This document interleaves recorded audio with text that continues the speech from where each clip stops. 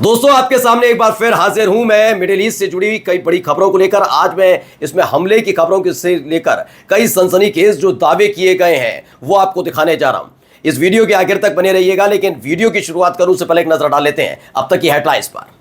यरूशलेम में अल-अक्सा मस्जिद में दाखिल होने वाले फिलिस्तीनियों को रोका गया। इस दौरान उनके साथ बर्बरता करने का भी आरोप लगा। इजरायल ने एक बार फिर से गजा पर भारी बमबारी की है, जिसमें एक अस्पताल समेत एक रिहायशी इमारत को बनाया गया निशाना। हिजबुल्लाह ने एक बार फिर से हाइफा पर जमकर मिसाइलें दागी और इसकी पुष्टि के लिए उन्होंने कई वीडियोस भी जारी किए। स्पेन ने इजरायल को एक तगड़ा झटका दिया है। दावा किया गया कि इजरायल की तरफ जाने वाले 2 अमेरिकी जहाजों को स्पेन ने अपने बंदरगाह पर रुकने की अनुमति नहीं दी। वहीं एम्स्टर्डम मामले को लेकर एक नया सनसनीखेज खुलासा हुआ है। नई रिपोर्ट के मुताबिक मोसाद को पहले से ही एम्स्टर्डम में होने वाले दंगे की जानकारी थी। वहीं अमेरिका ने ईरान पर एक गंभीर आरोप लगाया है। दावा किया गया है कि ईरान अमेरिकी राष्ट्रपति ट्रंप की हत्या करवाना चाहता है। द लाइव टीवी, सच सबसे आगे। नमस्कार, मैं हूं प्रज्वल गौतम और आप देख रहे हैं द लाइव टीवी। मैं वीडियो की शुरुआत करूं उससे पहले एक अपील ये कि जो स्क्रीन पर आप क्यूआर कोड देख रहे हैं उस पर जितनी संभव मदद हो मदद कीजिएगा। आपका प्यार हम तक लगातार पहुंच रहा है। ये प्यार ही है जिसकी वजह से लगातार हमारा हौसला, हमारा जज्बा बरकरार है। लेकिन हौसला और जज्बा बरकरार रखने के लिए आप इस क्यूआर कोड के जरिए अपनी मदद तो भेज ही सकते हैं, लेकिन एक चीज़ और जिसके जरिए आप हमसे जुड़ सकते हैं। दरअसल हम ये जानना चाहते हैं कि हमारा ये द लाइव टीवी कितने लोग देखते हैं। इसके लिए आपको छोटा सा काम करना है। जब भी आप ये वीडियो देखें आपको कमेंट करके बताना है आप किस शहर से ताल्लुक़ रखते हैं। जिस शहर से आप ताल्लुक़ रखते हैं उस शहर से का नाम उस पर लिखिएगा, जिससे हमें पता लगे कि हमारे व्यूअर्स हमें कहाँ कहाँ देख रहे हैं, जिससे हमारी पहुँच, हमारी चीज़, हमारी खबरें कहाँ तक पहुँच रही हैं इसकी सटीक जानकारी हम तक पहुँच सके। और इसी के साथ लाइक और शेयर करना मत भूलिएगा। और बिना देर किए अब आपको खबर की तरफ लेकर चलता हूँ। सबसे पहले ये वीडियो देखिए। इस वीडियो को बड़ी गौर से देखिएगा दोस्तों, क्योंकि ये वीडियो इसलिए ज़रूरी है क्योंकि लगातार ये कहा और दावा किया जाता रहा कि धर्म के आड़ पर कुछ नहीं होगा, लेकिन यहाँ क्या हो रहा है आप समझिएगा। इस वीडियो का परसेप्शन क्या है, वीडियो क्या क्यों है, कहाँ से है, वो पूरी जानकारी आपको दूंगा। लेकिन पहले देखिए किस तरह से यहाँ पर मारपीट की जा रही है, खदेड़ा जा रहा है, घसीटा भी जा रहा है, सड़क पर तमाम चीज़ें हो रही हैं। किसके साथ हो रही हैं, दावा किया गया वो खबर पढ़िए। इसमें बताया गया अर्लियर टुडे, यानी कि ये शुरुआत में क्या हुआ कि इजरायली सैनिकों ने आरोप लगाया कि इजरायली सैनिकों ने कब्जे वाले यरूशलेम में हेरोदेस गेट पर मुस्लिम जो वहाँ के उपासक हैं, यानी जो मुस्लिम भक्त वहाँ जाते हैं, अल-अक्सा मस्जिद में जाते हैं, उनको तितर बितर करने के लिए उन पर ज़बरदस्त तरीके से हमला कर दिया। किसने? इजरायली सैनिकों पर यह आरोप लगाया। उन्होंने बताया कि उन्हें शुक्रवार जो नमाज अदा की जाती है, जुमे की नमाज कही जाती है, उसके लिए वो अल-अक्सा मस्जिद में घुसने की कोशिश कर रहे थे और इसी दौरान उन्हें न केवल गेट पर रोका गया और जब इन्होंने विरोध किया तो उनके साथ मारपीट का दावा किया और उसके लिए वीडियो जारी की गई है। दावा किया गया है कि अल-अक्सा मस्जिद परिसर में जो वहाँ का पूरा कॉम्प्लेक्स है उसमें घुसने से इनकार करने के बाद इजरायली कब्जे वाली जो सेना है उसने यरूशलेम के हेरोदेस गेट पर मुस्लिम लोगों का पहले पीछा किया और उनको जमकर मारा पीटा और उससे रिलेटेड ये वीडियो सबके सामने आई है। ये वीडियो आप देखकर समझ सकते हैं कि फिलहाल यरूशलेम में क्या चल रहा है। यरूशलेम के एक और फिलिस्तीनी ही पत्रकार हैं, उन्होंने जो एक लिखा है वो ज़रा मैं पढ़कर बताना चाहता हूँ। ये पत्रकार हुमात शबात हैं। उत्तरी गजा पट्टी में जो चल रहा है उसको लेकर इन्होंने ये एक छोटा सा नोट लिखा है। इसे पढ़ना बहुत ज़्यादा ज़रूरी होता है। पढ़िए क्या लिखा है।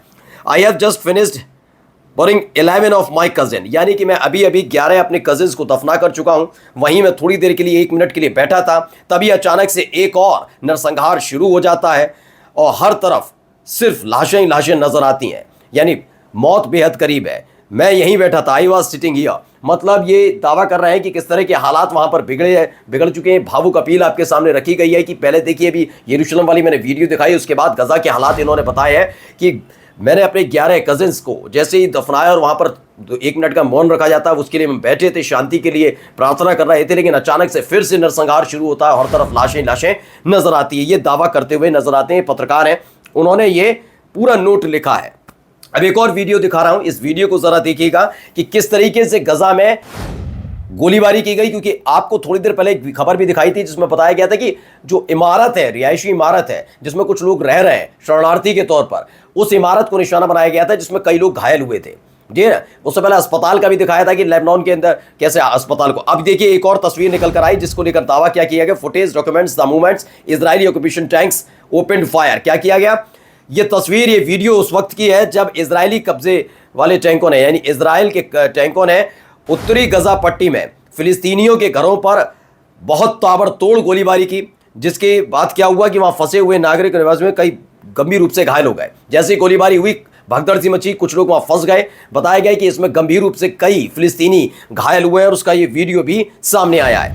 अब एक और बड़ी खबर है। खबर क्या है? इजरायली कब्जे वाले जो इजराइल के जो विमान है वो उत्तरी गजा में उतरे और अदवान अस्पताल है, कमल अदवान अस्पताल है, वहां पर कई जगह आसपास जमकर गोलीबारी की है। ये पूरी वीडियो को लेकर जो मैंने अभी थोड़ी देर पहले आपको दिखाई, उससे जुड़ा हुआ एक और मसला निकल कर आया कि किस तरीके से इजराइल के जो विमान थे, जो प्लेन्स थे, उतरते हैं। उतरने के बाद वहां पर लगातार ताबड़तोड़ हमले जारी किए जाते हैं और अस्पताल को भी बख्शा नहीं जा रहा है। थोड़ी देर पहले मैंने दिखाया ना, एक पत्रकार वहां से रिपोर्ट कर रहे थे कि कैसे उन्होंने 11 लोगों को दफनाया और उसके फौरन बाद ही अचानक से एक और नरसंहार हुआ, तभी जब जैसे ही वो उनको दफना कर चुके ही थे फौरन बाद। अब आता हूं ईरान को लेकर। दरअसल जो कुछ चल रहा है लेबनान के अंदर, क्योंकि अस्पताल पर हमला करना, फिर आती है रिहायशी इमारत पर हमला कर देना, लगातार घायल हो रहे हैं, रिहायशी इलाके में लगातार दावा किया जा रहा है कि इजराइल की सेना हमला कर रही है। अब इसी को लेकर ईरान ने एक बड़ा फैसला लिया है। क्या खबर है? ईरान अर्ज ट्रायल ऑफ इजरायली क्रिमिनल्स। क्या ईरान ने फिलिस्तीनी और लेबनान बच्चों के खिलाफ हिंसा करने के लिए इजराइल पर अपराधियों की तरह मुकदमा चलाने की रिक्वेस्ट की है? क्या कहा? ईरान के न्याय मंत्री अमीन हुसैन रहीमी का कहना है कि फिलिस्तीनी और लेबनानी बच्चों के खिलाफ जो युद्ध अपराध हुआ है उसके लिए इजराइल को युद्ध अपराधी घोषित करके जल्द से जल्द मुकदमा चलना चाहिए। ये प्रेस टीवी की तरफ से खबर की है कि ये होना चाहिए, अब ये जरूरी हो गया है। अब दिखाता हूं हिजबुल्लाह वाला। देखिए, आपने देख ही लिया कि गजा के अंदर किस तरीके से इजराइल की तरफ से अटैक हुआ। अब हिजबुल्लाह ने क्या किया है उसको वीडियो की तरह जरिए समझिए। इस पूरे वीडियो को देखिए। इस वीडियो में जो आपको मिसाइल नजर आ रही है, दरअसल ये नस्ल 1 है। जी हाँ, नस्ल 1 के नाम से मिसाइल है। इससे पहले मैंने आपको फतेह 110 दिखाया था, जिसके तहत उसने तेल अवीव पर 2 दिन पहले हमला किया था, अवीवम पर हमला किया था, और फिर पूरी दुनिया के सामने उस वीडियो को रखकर बताया था कि यही वो फतेह 110 है, यानी 110 मिसाइल है जिसके जरिए उसने तेल अवीव पर हमला किया। और अब एक नई मिसाइल नस्ल 1 है। इस वीडियो को लेकर दावा किया गया है कि हिजबुल्लाह ने हाइफा पर, क्योंकि हिजबुल्लाह लगातार हाइफा पर बहुत हमले कर रहा है, वहां पर जो उसका मिलिट्री बेस है और खासकर जो नौसैनिक अड्डा है उस पर हमला किया जा रहा है। और एक और नया ताज़ा हमला, दावा यह है कि हिजबुल्लाह ने हाइफा के उत्तर पश्चिम में इजरायली स्टेला मैरिस नौसैनिक अड्डे को नस्ल 1 मिसाइल से निशाना बनाया और उसकी ये तस्वीर, उसकी एक वीडियो जारी की कि भैया देख लीजिए, हमने ये हमला किया है। इसके साथ ही हिजबुल्लाह ने क्या किया, एक और दावा किया गया प्रेस टीवी की तरफ से कि Hezbollah strikes naval base near Haifa for second time in 24 hours. इसमें बताया हिजबुल्लाह ने 24 घंटे के भीतर ही दूसरी बार हाइफा पर एक बड़ा हमला किया है। बताया कि लेबनान के हिजबुल्लाह और इराकी लड़ाकों ने गजा पट्टी और लेबनान पर जो ये इजरायली है उनके ठिकानों पर सीधे तौर पर हमले शुरू कर दिए। ताबड़तोड़ हमले हुए हैं। ये प्रेस टीवी की तरफ से खबर बताई गई है कि ये हमला लगातार जारी है। इससे पहले भी मैंने आपको दिखाया था, कल भी इसी तरह के हमले हुए थे, एक नया। लेकिन अब आपको दिखाता हूं कैसे चुटकी भी ली जा रही है हिजबुल्लाह की तरफ से, वो खबर देखिएगा। इसमें कहा गया new Hezbollah military media unit. जो हिजबुल्लाह की मिलिट्री मीडिया यूनिट है, यानी जो उनकी अपनी सैन्य मीडिया इकाई है जिसे कहा जाता है, वो संभालते हैं कि कौन सी न्यूज़ जानी है, कैसे दिखाना है, कौन कौन सी वीडियोज़ हैं वो पहुंचाने हैं। तो उन्होंने एक चुटकी ली है। क्या लिखते हैं? इसे कोई हताहत नहीं हुई। इजराइल ने एक दावा किया था कि जो तेल अवीव पर हमला हुआ, अवीवम में हमला हुआ, उसको लेकर, या फिर जब ये दक्षिणी लेबनान में थे तमाम सैनिक, उसको लेकर दावा किया था कि इजराइल के किसी भी सैनिक को चोट नहीं आई। लेकिन उसकी मजाक उड़ाते हुए हिजबुल्लाह की तरफ से दावा किया गया कि भाई जो दावा ये इजराइल कर रहा है कि उनका कोई भी सैनिक मारा नहीं गया। उन्होंने कहा कि जिसमें कहा गया कि दक्षिणी लेबनान में अगर ज़मीनी आक्रमण, यानी कि जो हमने ज़मीन पर युद्ध लड़ा, उसमें 100 से ज़्यादा इजरायली सैनिक मारे गए हैं और 1000 से ज़्यादा घायल हुए हैं। और उसके संबंधित एक तस्वीर भी जारी की है। इसे मिडिल ईस्ट स्पेक्टेटर ने अपने टेलीग्राम चैनल पर रखा है। अब आ जाते हैं एक और महत्वपूर्ण खबर की तरफ, जिसका मैंने जिक्र हेडलाइन में किया था। खबर स्पेन से। दरअसल वैसे तो स्पेन को अगर आप देखेंगे तो उसे पश्चिमी देशों में उसकी गिनती होती है, लेकिन स्पेन पिछले कुछ दिनों से नाराज चल रहा है। उसकी वजह भी आखिर में आपको बताऊंगा, लेकिन फिलहाल स्पेन ने एक बड़ा कदम उठाया। दरअसल ये दावा किया गया है कि 2 बड़े शिप अमेरिका के स्पेन के बंदरगाह यानी कि उनके डॉक पर पहुंचने वाले थे। जैसे ही खबर मिली, स्पेन ने एक बड़ा फैसला लिया और दोनों ही अमेरिकी जो शिप थे उन्हें अपने बंदरगाह यानी डॉक पर डॉकिंग करने के लिए मना कर दिया कि यहां आप रोक नहीं सकते। कैसे? उसमें दावा था कि ये सारे के सारे जो दोनों अमेरिकी जहाज थे, शिप थे, ये इजराइल को हथियार सप्लाई कर रहे थे, इसीलिए ये फैसला ही। खबर पढ़िए। Spain did not allow American ships carrying Israeli weapons to dock in Spain. ये कहते हैं कि स्पेन ने इजरायली हथियार ले जाने वाले अमेरिकी जहाज़ों को स्पेन में उतरने की अनुमति नहीं दी। इन्होंने कहा कि according to the Spanish newspaper, ये स्पेनिश अखबार है एल पेस, उसी के मुताबिक उन्होंने रिपोर्ट छापी कि 2 जहाज़ हैं, मार्कस डेनवर और मार्कस सिल्चर, जो 31 अक्टूबर और 4 नवंबर को न्यूयॉर्क से रवाना हुए और 8 और 14 नवंबर को अंडालूसिया पहुंचने वाले थे। लेकिन इन्हें वहां उतरने के इन जहाज़ों में अमेरिकी हथियारों की खेप शामिल थी जिन्हें इजराइल भेजा जाना था, लेकिन स्पेन ने उन्हें स्पेन में रुकने की अनुमति नहीं दी। यानी एक बड़ा झटका अमेरिका को भी लगा है कि आप इजराइल को समर्थन कर रहे हैं, इजराइल को हथियार भेज रहे हैं, लेकिन अब उनके अपने ही जो देश हैं, उनके अपने नागरिक जब विरोध कर रहे हैं, तो जो अमेरिका के पिछलकू देश हैं वो भी साथ छोड़ रहे हैं कि हम अपने आपको उतरने नहीं देंगे। इससे पहले फ्रांस का भी मैंने दिखाया, फ्रांस भी नाराज चल रहा है। तो स्पेन ने ये हुआ। यो इसी रिलेटेड एक और खबर है, Spain denies docking permission to Israel bound US vessels. ये दूसरी खबर भी निकल के आई। एक तो स्पेनिश अखबार का मैंने दिखाई दिया हवाला, एक और खबर है कि स्पेन ने इजराइल वाले अमेरिकी जहाज़ों को डॉकिंग की अनुमति देने से इनकार कर दिया। गजा पर तेल अवीव के नरसंहार के बीच तेल अवीव की तरफ से जो हमले किए जा रहे हैं गजा के अंदर, उसको आधार बनाकर स्पेन ने इजराइल के लिए हथियार ले जाने वाले, चूंकि उन पर शक था 2 जहाज़ों पर, तो उसको अपने यहाँ बंदरगाहों पर आने से मना कर दिया कि यहाँ रुकने की कोई ज़रूरत नहीं है।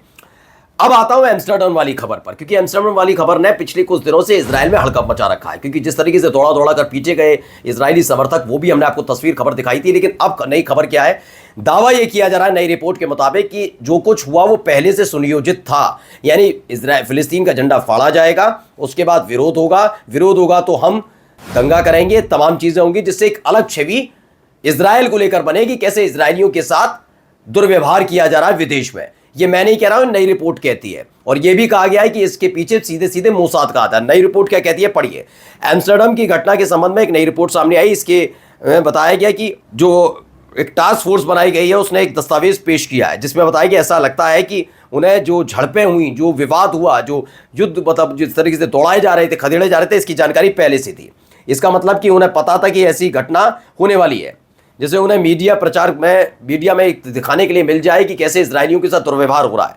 यरूशलेम पोस्ट ने, किसका है यरूशलेम पोस्ट, सबको पता है, ये इजराइल का। ये क्या लिखा है, यहां तक पोस्ट किया है कि मोसाद एजेंट, जो फुटबॉल खेल खेला जा रहा था, इजरायली खेलने गए थे खिलाड़ी, खेल के दौरान और खेल के बाद वहीं मौजूद रहेंगे मोसाद के खिलाफ ये सारे एजेंट। वो बात अलग है कि जैसे ये दंगा हुआ उसके बाद ही यरूशलेम पोस्ट ने अपने इस लेख को वहां से हटा दिया। ये दावा फोटो रेसिस्टेंस का कहना है, जो अपने टेलीग्राम चैनल पर फोटो रेसिस्टेंस डाला, कि यरूशलेम पोस्ट ने दावा किया था कि इस खेल के दौरान वहां मोसाद एजेंट मौजूद रहेंगे। यानी ये पूरी सोची समझी रणनीति के तहत हुआ। इस तरह का आरोप अब मोसाद पर और इजराइल पर लग रहा है। अब एक वीडियो दिखा रहा हूं, इस वीडियो को जरा देखिएगा हो क्या रहा है।